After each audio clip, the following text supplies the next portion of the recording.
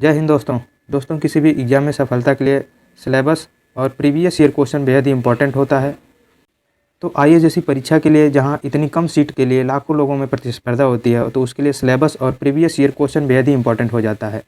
दोस्तों, आप जानते हैं कि आईएएस 3 चरणों में होता है, जिसके लिए अलग अलग सिलेबस दिया गया है। तो दोस्तों, आपके पास ऐसा मटेरियल होना चाहिए जो सिलेबस और प्रीवियस ईयर क्वेश्चन बेस्ड होना चाहिए, जो आपकी सफलता के लिए बहुत ही इंपॉर्टेंट हो सकता है। दोस्तों, प्रीलिम्स में 2 पेपर होते हैं, जीएस और सीसेट। दोस्तों, जो जीएस के 7 टॉपिक्स हैं, इसका फुल एनालिसिस, इसके क्या टॉपिक्स हैं, ये टॉपिक्स क्या हैं, इसके क्या सब टॉपिक्स हैं, ये आपके माइंड में हमेशा होना चाहिए। और इसका एनालिसिस हमने बहुत ही विस्तृत में किया है, जो आपको डिस्क्रिप्शन और प्लेलिस्ट में मिल जाएगा। तो दोस्तों, इस वीडियो में हम बात करेंगे geography, Indian and world geography. तो दोस्तों, ज्योग्राफी का यूपीएससी में बहुत बड़ा रोल होता है। प्रीलिम्स में, मेंस में अगर आप ऑप्शनल लेना चाहते हैं तो वहाँ पे आपके लिए बहुत ही बड़ा रोल होता है। दोस्तों, इसके साथ साथ ज्योग्राफी अपने आप में कई सब्जेक्ट को समेटे हुए है। इसमें बायोलॉजी भी आता है, इकोनॉमी का भी पार्ट आ जाता है, हिस्ट्री का भी पार्ट आ जाता है। जो आप मैप वाइज पढ़ते हैं वो ज्योग्राफी का ही पार्ट होता है। इसके अतिरिक्त दोस्तों, पॉलिटी में भी आपको, राजनीतिक भूगोल में भी आपको बहुत बड़ा रोल निभाता है। इसके साथ साथ दोस्तों, मेंस में आपको सोसाइटी में जो पढ़ना है, तो हम ये सोशल ज्योग्राफी है, उसमें भी आपके लिए एक बेस तैयार करता है। तो निश्चय ही दोस्तों, ज्योग्राफी बहुत ही इंपॉर्टेंट हो जाती है। तो इस वीडियो में हम बात करेंगे Indian and world geography, physical, social, economic geography of India. तो दोस्तों, ये टॉपिक्स है, इसके क्या सब टॉपिक्स हैं, यहाँ पे उतना क्लियर कट नहीं है जितना मेंस में है। तो हम यहाँ पे देखेंगे इसके क्या सब टॉपिक्स हैं, किस तरह से पढ़ना चाहिए, एक सिस्टमेटिक अध्ययन क्या होना चाहिए जिससे हमारे अधिक से अधिक क्वेश्चन सॉल्व हो सकें, और ये किस तरह से हमें मेंस और ऑप्शनल में भी, यदि आप ऑप्शनल लेते हैं तो वहाँ भी आपको हेल्प कर सके। हम बात करते हैं इंडियन एंड वर्ल्ड ज्योग्राफी का एक परिचय हम देख लेते हैं क्या होता है। दोस्तों, यूपीएससी में करीब 10 से 15 क्वेश्चन आपको सामान्यतः, इसका ट्रेंड है कि 10-15 क्वेश्चन मिलता है। इसके साथ साथ अगर आप स्टेट पीसीएस एग्जाम देते हैं, जैसे बिहार हो गया, यूपी, एमपी, राजस्थान जैसे स्टेट पीसीएस में भी 20 से 30 क्वेश्चन आपको देखने के मिलते हैं। तो दोस्तों, ये बहुत ही आसान होता है। एक सिस्टमेटिक अध्ययन करते हैं तो आपके लिए बहुत ही ईजी हो जाता है। इसके साथ साथ दोस्तों, इन्वायरमेंट में भी 15 से 20 क्वेश्चन पूछे जाते हैं, क्योंकि अब इसका ट्रेंड भी बढ़ गया है कि आप जानते हैं कि आईएफएस की परीक्षा भी होती है, तो इसलिए इसका रोल बहुत ही बड़ा होता है। ज्योग्राफी और इन्वायरमेंट में जो सबसे बड़ा डिफरेंस है, ज्योग्राफी में दोस्तों हम उसे फिजिकल रूप में पढ़ते हैं, कौन सा फॉरेस्ट कहाँ पे है, कौन से जीव जंतु कहाँ पाए जाते हैं।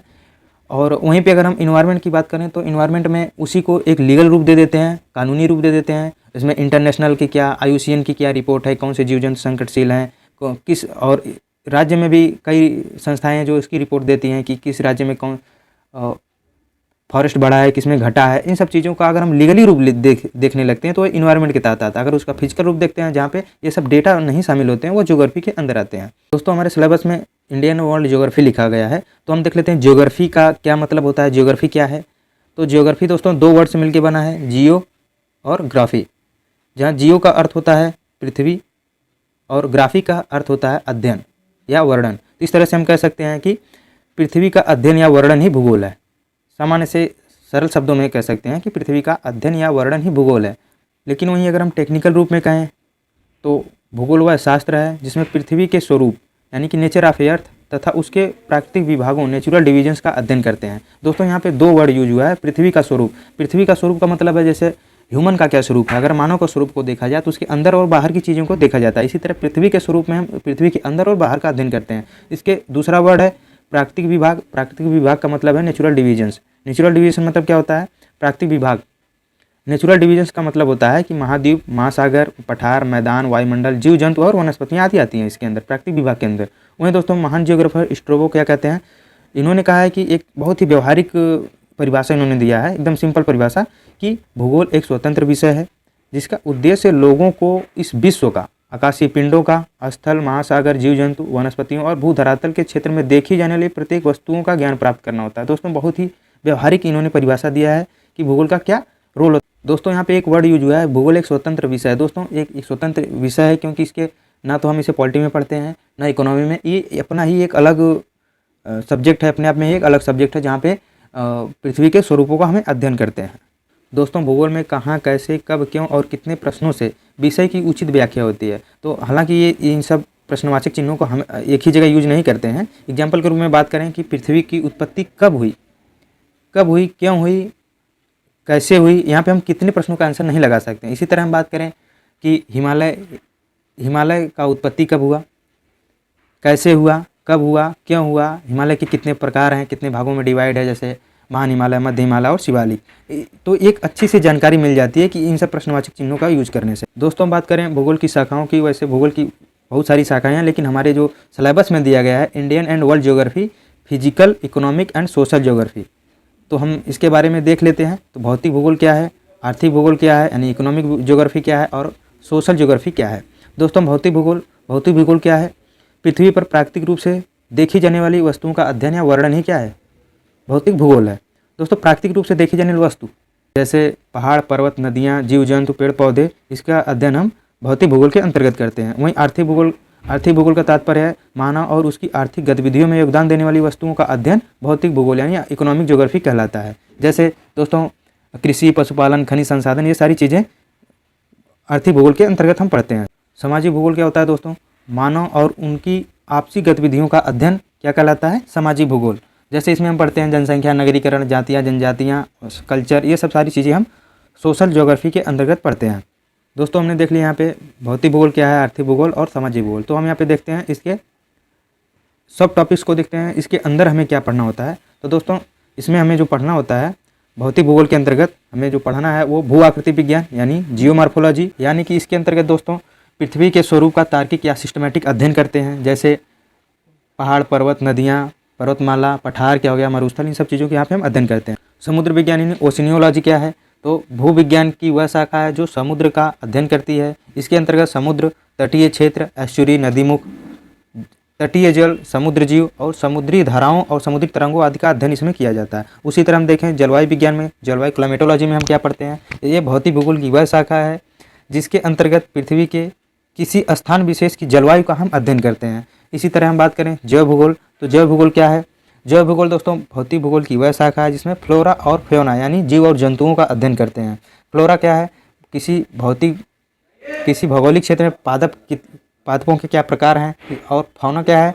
किसी भौगोलिक क्षेत्र में जंतुओं कितने भिन्न भिन्न जीव जंतु हैं, हम उसका अध्ययन यहाँ पे देखते हैं। उसी तरह हम इकोनॉमिक ज्योग्राफी में देखें, इकोनॉमिक ज्योग्राफी में हम क्या पढ़ते हैं? आर्थिक क्षेत्र। आर्थिक क्षेत्रों को मुख्यतः 3 भागों में डिवाइड करते हैं, यानी कि प्राथमिक क्षेत्र, द्वितीयक क्षेत्र और तृतीयक क्षेत्र।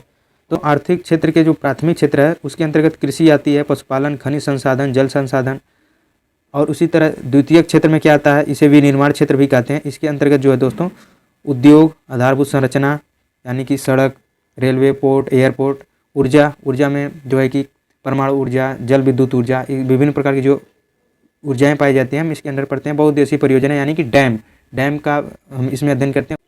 इसके बाद आता है तृतीय क्षेत्र जिसे हम सेवा क्षेत्र भी कहते हैं।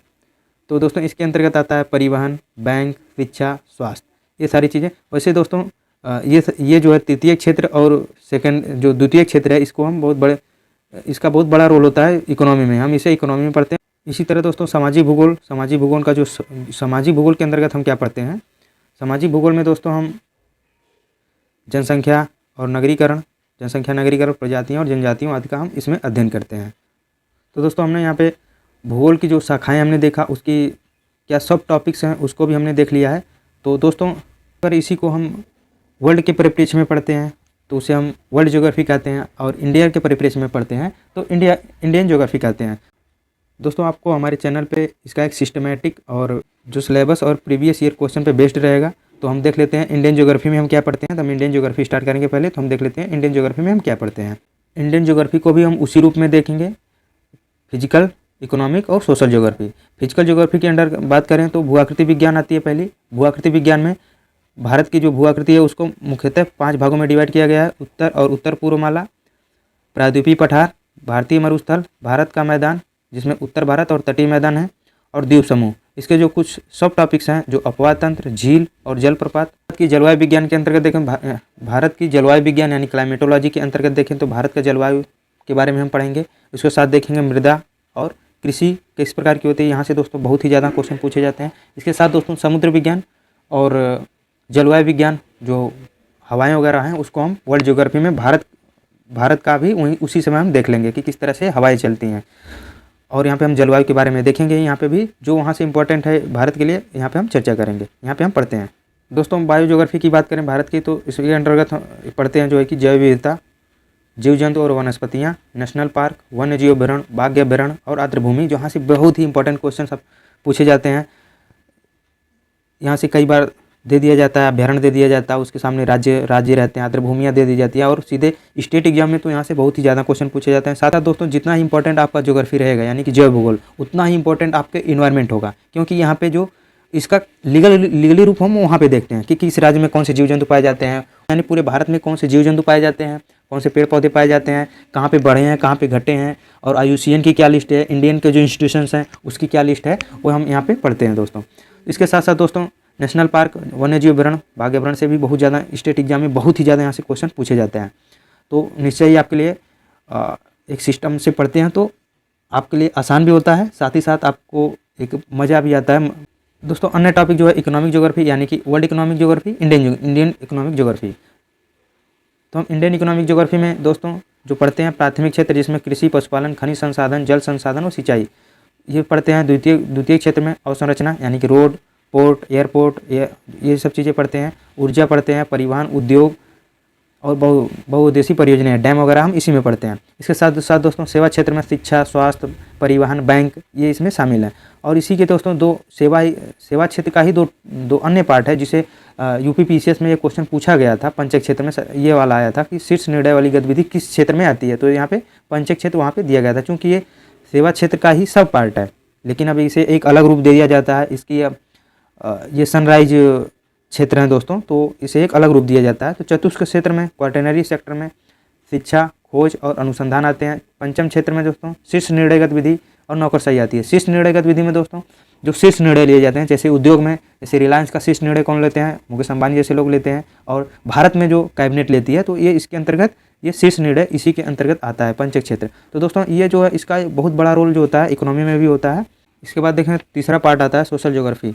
सोशल ज्योग्राफी के अंतर्गत दोस्तों जनसंख्या, नगरीकरण, प्रजातियाँ और जनजातियाँ, इसका भी रोल आपको इकोनॉमी में भी मिलता है, और साथ साथ ज्योग्राफी में भी पढ़ते हैं, और साथ साथ दोस्तों सोसाइटी में भी, ये आपको जो मेंस में सोसाइटी वाला चैप्टर है उसमें भी हम इसको पढ़ते हैं।